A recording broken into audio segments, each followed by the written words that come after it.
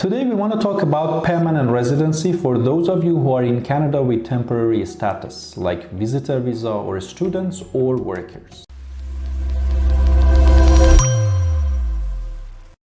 What you need to know is that what options you have for permanent residency and how you need to prepare yourself to be entered into any kind of permanent resident ways. One of them is express entry system. We have some categories on express entry. One of them is federal skilled worker. If you are a person outside Canada and you would like to come to Canada on a permanent resident way based on your age, education, work history outside Canada and your English language proficiency, you are able to apply for federal skilled worker under express entry system to get some points and be invited to apply for permanent residency in Canada. The second group is those of you who are in Canada with those temporary status that I told you at the beginning of this video, and now you have 1 year of full-time work experience in Canada. If you are here after 1 year of full-time work experience in NOC 0AB or Tier 0, 1, 2, 3, I mean not general jobs, or general laborers, then you are eligible to apply for permanent residency, again based on your age, education, work history, and English knowledge proficiency. So federal skilled worker and CEC are two main categories that you are going to get some points and then be selected and apply for permanent residency.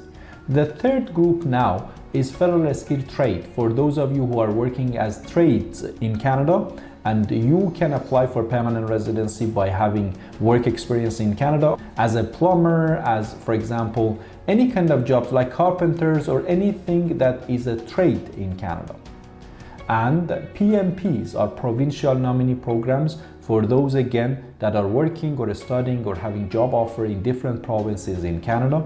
For example, in Ontario, if you are a master's student or you are graduated master's students or PhD, or you have a job offer here, you can apply for permanent residency under PNP of Ontario. In British Columbia, again, we have some other permanent resident options for those of you who have a job offer or who studied in British Columbia, and then you can apply for permanent residency. Again, in other provinces like Atlantic provinces, we have some PNP programs too. PNPs have lots of different criteria and requirements that you need to assess your situation before selecting which PNP is better for you.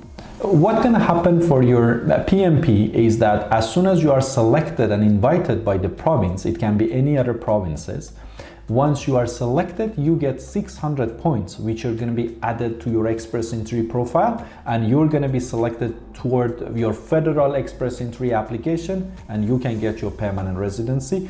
The timeline now is about 6 to 8 months, which is very fast way. Now, if you are in Canada, another option that you have is down the way while you are working here or you are studying here, you may find a partner and you can get married with that partner as long as your partner is a Canadian citizen or a PR. You can get married or live in a common law relationship and you can apply for a spousal sponsorship or common law sponsorship. So you can get your permanent residency through that part. Another part now is for those of you who are in Canada and you are in danger, you cannot go back to your home country, you also may be eligible to apply for a refugee in Canada. So you can be a refugee claimant here and you can apply for that because basically you cannot go back to your home country since you are in danger there, and then you can proceed with the refugee in Canada, and then after your court hearing, if you are approved, you are eligible to apply for permanent residency in Canada. And another group of you may be eligible, or maybe you have money to buy a business in Canada and start like your own business here, make money, and then be entered into the entrepreneurs or business class immigration.